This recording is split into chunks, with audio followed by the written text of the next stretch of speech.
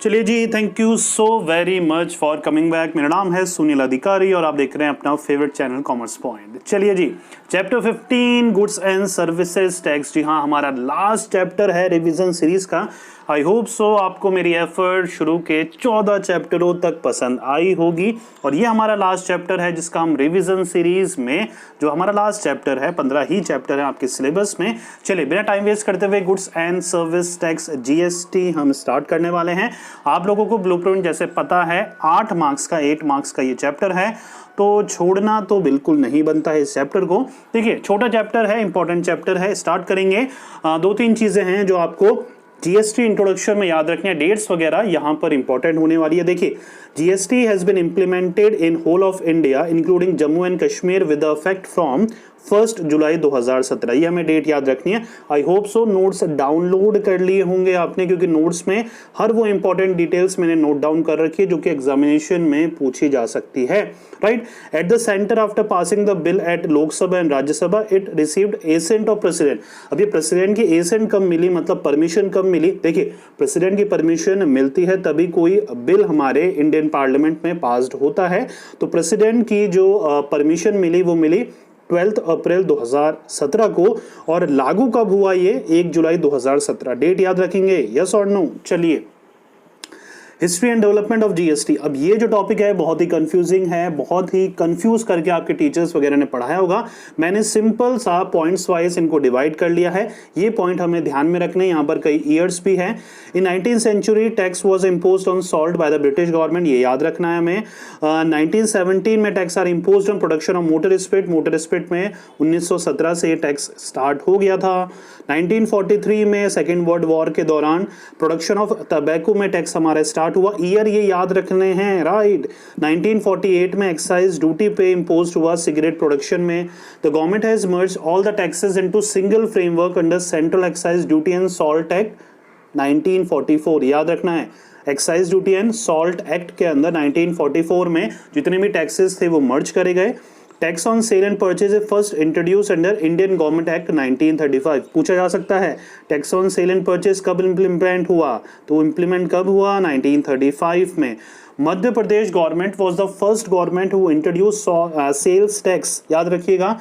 MP government, Madhya Pradesh की government पहली ऐसी गवर्नमेंट थी जिन्होंने सेल्स टैक्स इंट्रोड्यूस करा 1938 में। सर्विस टैक्स पहली बार इंडिया में इंट्रोड्यूस्ड हुआ 1 जुलाई 1994, right. The concept of service tax is introduced by increasing the revenue of government on recommendation by doctor Raja J Chelliah. ये एक साइंटिस्ट का नाम बोल सकते हैं, ये है जिन्होंने सर्विस टैक्स इंप्लीमेंट करने के डायरेक्शन को बढ़ावा दिया या सर्विस टैक्स को इंप्लीमेंट करने का सजेशन दिया। डॉक्टर राजा जे चिलाई, नाम याद रखिएगा, राइट। देखिए इसमें एक तो सर्विस टैक्स का जो 1944 है, राइट, 1994 है जो, वो याद रखेंगे हम अच्छे से, राइट। मध्य प्रदेश पहला जो स्टेट था जिन्होंने सेल्स टैक्स इंप्लीमेंट करा, वो याद रखेंगे, right.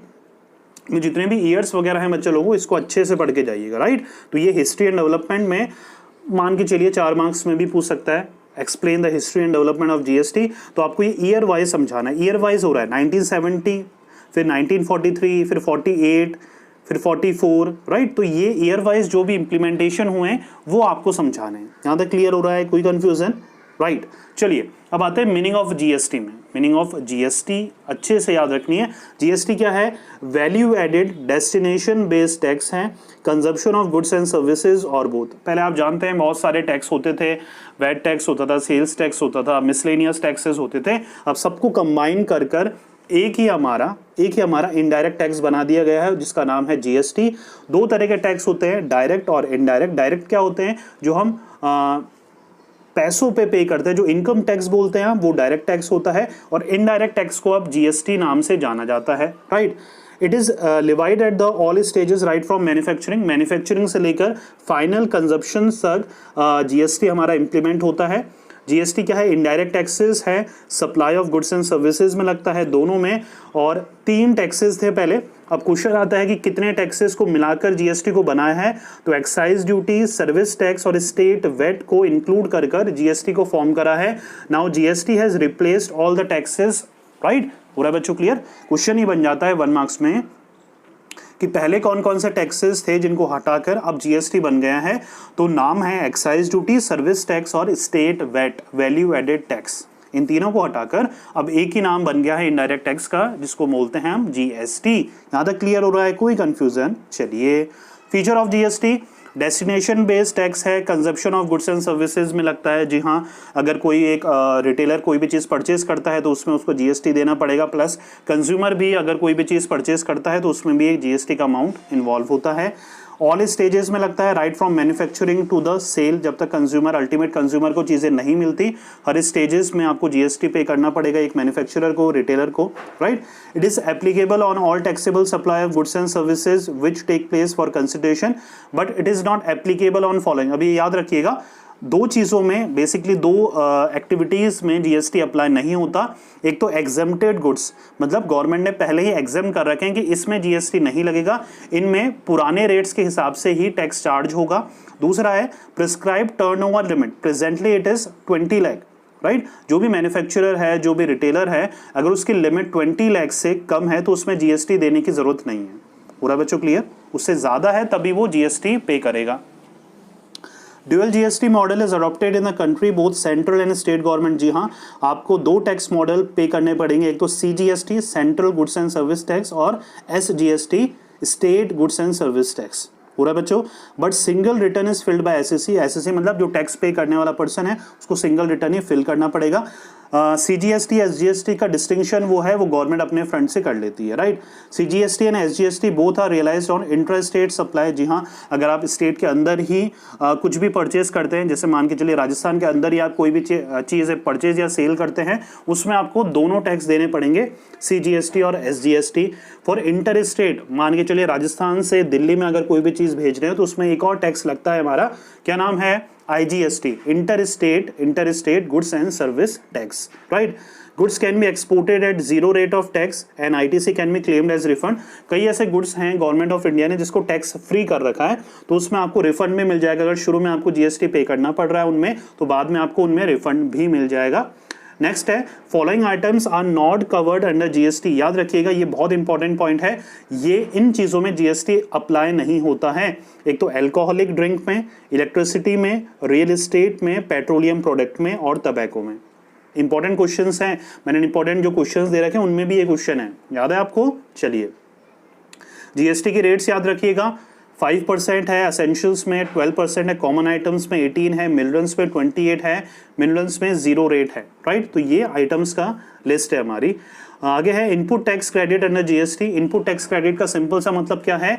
Input tax credit means at the time of paying tax on output you can deduct the tax you have already paid on inputs. मतलब 2 बार ये अमाउंट डिडक्ट नहीं होगा। मान के चलिए कि आपने आउटपुट लेते समय कुछ लेते समय आपने जीएसटी पे करा है, तो उसी पर्सन को जब आगे वो फॉरवर्ड होता है तो जीएसटी पे करने की जरूरत नहीं है। सिंपल सा अगर एक एग्जांपल दूं तो यहाँ पर देखिए, एक बार पहले इसका लाइन पढ़िए, क्योंकि यहाँ से लाइन से समझना बहुत जरूरी है। मन से अच्छा, जीएसटी और लॉ में अपने मन से कुछ भी मत लिख के आइएगा, right. At the time of paying the tax on output you can deduct the tax you have already paid on inputs. मतलब लास्ट जब फाइनल कंज्यूमर को आप कोई भी चीज़ सेल करते हो तो वो क्या हो गया? लास्ट वाला हो गया, राइट। तो अगर जो आपने आउटपुट, मतलब जब किसी से लिया है आपने, अगर उस समय जीएसटी आपने पे करा है, तो लास्ट में जब कंज्यूमर को दे रहे हो तब जीएसटी पे करने की उसको जरूरत नहीं है, right. At the time of paying tax on output you can deduct the tax you have already paid on input, right. Job work समझते हैं आप, जॉब वर्क एक कॉन्सेप्ट आएगा। तो जॉब वर्क में यही होता है कि जितनी बार भी वो जो प्रोडक्ट होता है वो फिनिशिंग के लिए जाता है, वो ठीक होने के लिए जाता है, रिपेयर होने के लिए जाता है, उसमें आपको जीएसटी इंप्लीमेंट नहीं होगा। आपको डेस्टिनेशन बेस्ड टैक्स है, तो अल्टीमेट कंज्यूमर जब परचेस करेगा तभी देना पड़ेगा आपको, राइट। ये थोड़ी सी मीनिंग है, स्मॉल सी मीनिंग है, याद रखनी है आपको, राइट। चलिए एग्जाम्पल देख लेते हैं इसमें। एग्जाम्पल, ये जीएसटी का एग्जाम्पल है यहाँ पर, देखिए एग्जाम्पल आपको एक एग्जाम्पल कोई भी लर्न करना है, जी हाँ, आई रिपीट, कोई भी एक एग्जाम्पल फर्स्ट सेकंड थर्ड जो भी आपको इजी लगे वो लर्न करना है, क्योंकि क्वेश्चन आता है explain value addition in terms of GST with the help of an example. तो एग्जाम्पल रट लेना है एक, राइट। उसका शुरुआत में एक परचेस कॉलम आता है, फिर सेल्स कॉलम आता है और फिर जीएसटी पेएबल का कॉलम आता है।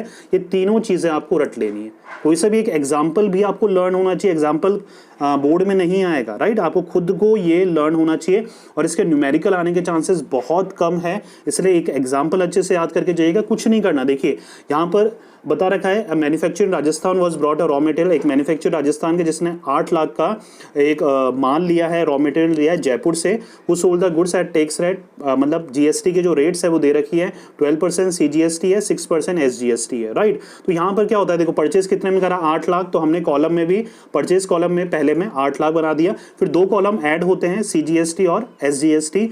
अब इसमें 12% दे रखा है सीजीएसटी और 6% दे रखा है एसजीएसटी। तो 8 लाख का हमने 12% निकाल लिया सीजीएसटी और 8 लाख का ही 6% निकाल लिया, 48,000 हमारा क्या आ गया, एसजीएसटी। दोनों को ऐड कर देंगे तो ये जो हमारा फिगर आया है 944,000, ये हमारा क्या हो गया, टोटल परचेज हो गया। अब वैसे ही सेल्स निकालेंगे, सेल्स के लिए भी क्वेश्चन में ही दे रखा है, देखिएगा आगे, the manufacture makes 16,000 units of a community from the raw material by spending 1,60,000 additional unit, he sold all the units on a profit registered trader. बता रखा 15 लाख में उसने सेल करी है, तो यहाँ पर 15 लाख आ जाएगा।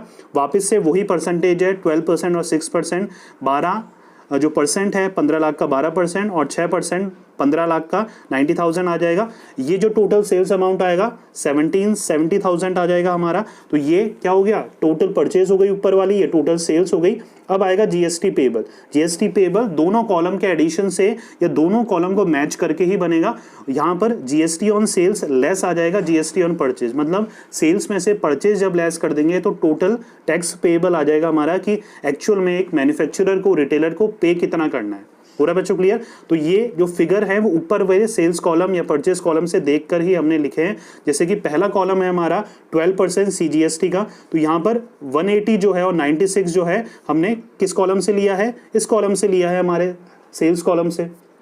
पूरा बच्चों क्लियर। तो ये देखकर बहुत ही इजी है, एक एग्जांपल आपको लर्न करना है। ज़्यादा इनडायरेक्टली या डीप नहीं जाऊंगा, लंबा खिंच जाएगा हमारा। आपके टीचर्स वगैरह ने भी आपको ये समझाया होगा, तो बहुत ही ईजी है। अगर कुछ समझ में नहीं भी आ रहा है तो रट के चले जाना, कोई भी दिक्कत नहीं है। यहाँ तक क्लियर हो रहा है। चलिए, job work under GST, job work under GST. अब इसमें क्या है, देखिए, many manufacturing units send their goods to other person for further treatment और processing। कई मैन्युफैक्चरर्स अपने गुड्स को फर्दर मैन्युफैक्चरर्स के लिए पॉलिश कराने के लिए या रिपेयर कराने के लिए या फिनिशिंग प्रोडक्ट में डेवलप करने के लिए या उसको तब्दील करने के लिए भेजते हैं, उसको हम जॉब वर्क कहते हैं। मान के चलिए आपके एक मोबाइल की शॉप है जहाँ पर आप उसके पार्ट्स अलग अलग जगह बनवाते हो, तो वो जॉब वर्क का पार्ट है, राइट। आपके पास सारे जगह से गुड्स जब आपके पास आ जाते हैं तब वो आप उसको असेंबल करके हर गुड्स को मिलाकर आप कंज्यूमर को प्रोडक्ट देते हो। लेकिन उससे पहले क्या होते हैं, वो गुड्स बहुत जगह जाते हैं काम होने या अलग अलग पार्ट्स अलग अलग जगह बनते हैं, वो जॉब वर्क का पार्ट है। जैसे कि engineering unit sends the goods for drilling, welding और पेंटिंग, बिल्कुल ठीक है। कोई भी फाइनल प्रोडक्ट मिलने से पहले वो बहुत सारी जगह जाता है, ड्रिलिंग के लिए, पेंटिंग होने के लिए, राइट। टेक्सटाइल यूनिट्स भी ऐसे ही जाती है, ब्लीचिंग वगैरह के लिए, डाइंग वगैरह के लिए, पेंटिंग वगैरह के लिए। तो ये हमारा जॉब वर्क का पार्ट है, आपको ये लिख के आना है। एक प्रैक्टिकल एग्जाम्पल की बात करें, the commissioner may by special order और सब्जेक्ट टू कंडीशन और may be specified by him permit a registered taxable person to sell taxable goods through payment of tax to a job worker for job work from other subsequent sent to another job worker, and likewise may after completion of job work allowed to bring such goods to any or his business without payment of tax। अब यहाँ पर इतनी बड़ी जो specific lines है, ये सारी line, इसका मतलब क्या है, एक टैक्सेबल जो पर्सन है जिसने गुड्स को परचेज करते वक्त जीएसटी भरा है, वो उस गुड्स को रिपेयर करने के लिए, पेंटिंग करवाने के लिए, उसको मतलब कुछ भी उसमें चेंजेस कराने के लिए जॉब वर्क के लिए दूसरों को दे सकता है। और जब वो दूसरों को देगा तो उसमें उसको जीएसटी पे करने की जरूरत नहीं है। इनपुट टैक्स क्रेडिट में भी मैंने ये समझाया था आपको, राइट। उसको एक समय जब उसने परचेज करा है किसी से तब उसको क्या होगा, जीएसटी लगेगा। लेकिन वो जब रिपेयर वगैरह के लिए, पार्ट्स बनाने के लिए उसको अलग अलग जगह देगा, उसमें उसको जीएसटी पे करने की जरूरत नहीं पड़ेगी। तो ये क्या है बच्चों, जॉब वर्क अंडर जीएसटी। अब देखते हैं एडमिनिस्ट्रेटिव स्ट्रक्चर। अब मतलब कौन कौन सी ऑर्गेनाइजेशन रिस्पॉन्सिबल है अलग अलग सीजीएसटी एसजीएसटी में जितने भी ट्रांजैक्शन होते हैं उनको हैंडल करने के लिए। देखिए, administrative structure for CGST and SGST is different. The work relating to CGST, जो CGST का सेंट्रल गवर्नमेंट का जो GST का फाइलिंग का काम है और IGST का है, वो मॉनिटर्ड कौन करता है? वो CGST डिपार्टमेंट करता है, राइट। जो वर्क है CGST का और IGST का वो CGST डिपार्टमेंट करता है, जो कि सेंट्रल गवर्नमेंट के अंडर में कंट्रोल है, right. Work relating to SGST state का गुड्स एंड सर्विस टैक्स का है, वो कौन मॉनिटर करता है? वैट डिपार्टमेंट करता है हर स्टेट का, हर स्टेट का वैट डिपार्टमेंट करेगा। और राजस्थान में ये करता है Rajasthan GST department, right. Simple सा, बहुत ही शॉर्ट कंसाइज वे में मैंने नोट्स में बना रखे हैं और आपको यही याद करना है। पूरा बच्चों clear? Registration of new dealer. अब यहाँ पर क्या है, देखिए दो तरह के डीलर हैं। एक तो वो डीलर हैं जो पहले से ही GST पे करते हुए आ रहे हैं, राइट। अब उनको GST में, क्योंकि भाई 2017 से भी पहले जो दुकानदार थे वो टैक्स पे करते हुए आ रहे थे, तो उनको कन्वर्ट होना पड़ेगा GST में। तो उनके लिए बहुत ईजी है, क्योंकि गवर्नमेंट के पास उनकी पहले से डिटेल है। उनको GSTIN जो रजिस्ट्रेशन आइडेंटिफिकेशन नंबर होता है वो लेने के लिए 2-3 फॉर्मेलिटीज वगैरह करनी पड़ती है। उनके बाद उनको एक नंबर मिल जाता है। दिक्कत किसको आएगी, या पूरे प्रोसीजर फॉलो किसको करना पड़ेगा? जो पहली बार GST में रजिस्टर्ड कर रहा है, या नया जो एक बिजनेसमैन है जो नया बिजनेस स्टार्ट कर रहा है 2017 या उसके बाद से, और उसको GST फाइल करना है, तो उसको ये सारा प्रोसेस वापस से करना पड़ेगा, क्योंकि गवर्नमेंट के पास उसका रिकॉर्ड नहीं है। तो उसको देखिए ये सारे डॉक्यूमेंट स्कैन करके लगाने पड़ेंगे या देने पड़ते हैं। पार्टनरशिप डीड, अगर पार्टनरशिप फर्म है आपकी, तो पार्टनरशिप डीड जो डॉक्यूमेंट है उसका सर्टिफिकेट लगाना पड़ेगा, रजिस्ट्रेशन सर्टिफिकेट लगाना पड़ेगा। आपकी सोसाइटी या ट्रस्ट है, कंपनी है अगर आपकी, तो NCA 21 एक फॉर्म आता है वो लगाना पड़ेगा। प्लेस ऑफ बिजनेस का एविडेंस लगाना पड़ेगा अपनी बैंक स्टेटमेंट की कॉपी लगानी पड़ेगी। अथॉरिटी लेटर लगाना पड़ेगा रिप्रेजेंटेशन के लिए। अपना इंडिविजुअल जो करता है, पार्टनर है, डायरेक्टर है, उसका फोटो लगेगा एक, राइट, पासपोर्ट साइज फोटो लगेगा। इसके बाद क्या होगा, after verification of the information registration certificate will be issue to the concerning dealer. ये सब चेक होने के बाद जो GST अथॉरिटी है वो सब चेक करेगी। उनको अगर ठीक लगता है तो वो रजिस्ट्रेशन सर्टिफिकेट प्रोवाइड करा देगी और एक GSTIN नंबर दे देगी, आइडेंटिफिकेशन नंबर। उसके बेसिस पर जो रिटेलर है हर महीने GST फाइल कर सकता है या पे कर सकता है, राइट। अब यहाँ पर देखिए क्या रिटर्न फिलिंग्स के प्रोसीजर है रिटर्न फिलिंग के क्या क्या प्रोसीजर है। यहाँ पर बेसिक से 3 रिटर्न्स होते हैं जो बेसिक से उसको फिल करने पड़ते हैं। परचेज रिटर्न, सेल्स रिटर्न और monthly returns, right. Every dealer have to file a monthly और क्वार्टरली रिटर्न्स। मंथली और क्वार्टरली रिटर्न्स फाइल करना पड़ता है उसको, राइट। पूरा बच्चों क्लियर? टर्नओवर इसमें लिख रखा है कि भाई dealer having a turnover up to 1.5 crore can select option of quarterly return. Quarterly return सिर्फ 1.5 करोड़ से ऊपर वाला ही चूज कर सकता है, नहीं तो जो अदर रिमेनिंग है उनको ये 3 रिटर्न फाइल करने ही करने पड़ते हैं। पहला आता है आउटवर्ड सप्लाईज। आउटवर्ड सप्लाईज मतलब क्या होगा, it need to be filled 10th of every month, 10 तारीख को, राइट, 10 तारीख को। ये जो हमारा क्या है, ये सेल्स जो रिटर्न है, आउटवर्ड सप्लाईज क्या होगा हमारा, आउटवर्ड सेल्स जो रिटर्न है वो हमारा 10 तारीख को हमें भरना पड़ता है, right. Statement of inward supplies, inward supplies हमारा परचेज रिटर्न होगा, GSTR 2 सेक्शन 26 के अंडर आता है। ये 15 तारीख को हमें फिल करना पड़ता है, हमें मतलब रिटेलर को। और मंथली रिटर्न हमें 20 तारीख को फिल करना पड़ता है, राइट। डेट याद रखिएगा, 10, 15 और 20 एवरी मंथ को हमें मंथली रिटर्न GSTR 3rd हमें फाइल करना पड़ता है। पूरा बच्चों क्लियर? ये रिटर्न्स का इंपॉर्टेंट कॉन्सेप्ट है बच्चों, लोगों अच्छे से लर्न करके जाइएगा। एग्जामिनेशन में आता है रिटर्न फिलिंग का, कौन कौन से रिटर्न्स हैं दैट द डीलर और the SSC has to file under the GST act. Then you have a levy of late fees, that simply means अगर आप रिटर्न टाइम पे नहीं करते हो तो कौन कौन सी लेट फीस है जो आप में इंप्लीमेंट हो सकती है। देखिए नॉर्मल सा बता रखा है, if the dealer fails to file the return on due date there is a provision to levy late fees. क्या क्या है, dealer who fail to furnish the detail of outward and inward supplies. अगर sales और purchase return time पे नहीं दे पा रहा है तो क्या फी है, ₹25 per day, but maximum up to 5000। हर दिन 25 रुपये लग सकती है या फिर मैक्सिमम 5000 लग सकती है। और जो डीलर एनुअल रिटर्न्स फाइल पे नहीं कर पा रहा है किसी भी वजह से, उसको 100 रुपये पर डे के हिसाब से 0.25 टर्नओवर भी लग सकता है। दोनों में से जो भी कम होगा वो इसके लग जाएगा, या तो 100 रुपये पर डे या फिर टर्नओवर का 0.25%। हो रहा है बच्चों क्लियर? तो ये था 15th चैप्टर, बहुत जल्दी हमने कंप्लीट कर लिया, ऐसा कुछ खास इसमें था नहीं। जो मैंने इंपॉर्टेंट टॉपिक बताए हैं प्लीज़ वो अच्छे से रिवाइज करके जाइएगा। और जैसे मैंने आपको रिवाइज कराया, ये चैप्टर बहुत ही ईजी है, एक एग्जाम्पल आपको लर्न करके जाना है, जैसे मैंने बताया उसमें थोड़ी दिक्कत आ सकती है आपको, और कुछ नहीं नहीं है। जीएसटी के फीचर्स वगैरह बहुत इंपॉर्टेंट है, बिल्कुल बनते हैं, 4 मार्क्स में बन सकते हैं, राइट। और 1 मार्क्स में इसमें 2 क्वेश्चंस बन सकते हैं आपके, जो कि इंपॉर्टेंट हैं इसमें। और जो इंपॉर्टेंट क्वेश्चन है प्लीज वो अच्छे से करके जाइएगा। अब हम अगले वीडियो में वही डिस्कस करने वाले हैं। जितने भी इंपॉर्टेंट क्वेश्चंस मैंने आपको दिए हैं, डिस्क्रिप्शन में उसका लिंक भी आपको मिल जाएगा, प्लस नोट्स का भी लिंक मिल जाएगा, वहां से प्लीज डाउनलोड करना मत भूलिएगा। उन्हीं का हम डिस्कशन करने वाले हैं नेक्स्ट वीडियो में। उम्मीद कर रहा हूं मेरी एफर्ट शुरू से लेकर 1 से 15 वीडियोस तक पसंद आई होगी। शायद ही आपको बिजनेस स्टडी से रिलेटेड कहीं और यूट्यूब में या कहीं और मटेरियल मिले, राइट। तो मैंने कोशिश करी है कि आपका रिवीजन अच्छे से करा सकूं। आपके ऑलमोस्ट 80 आउट ऑफ 80 जो चांसेस है आने के, बहुत बढ़िया चांसेस आपकी बार आने के। मैं लास्ट दिन, राइट, 22 को प्रोबेबली आपका एग्जाम हो सकता है। 21 को मैं लास्ट मिनट स्ट्रेटेजी बताने वाला हूं कि पेपर प्रेजेंट कैसे करना है। प्लीज़ वो देख के जाइएगा पेपर देने। उम्मीद करता हूँ 80 आउट ऑफ 80 आपके इस बार गारंटेड आएंगे, राइट। चलिए मिलेंगे नेक्स्ट वीडियो में किसी और इंटरेस्टिंग टॉपिक के साथ। जब तक पढ़ते रहिए, मेहनत करते रहिए, क्योंकि आपका भी दिन आएगा। Thank you so much.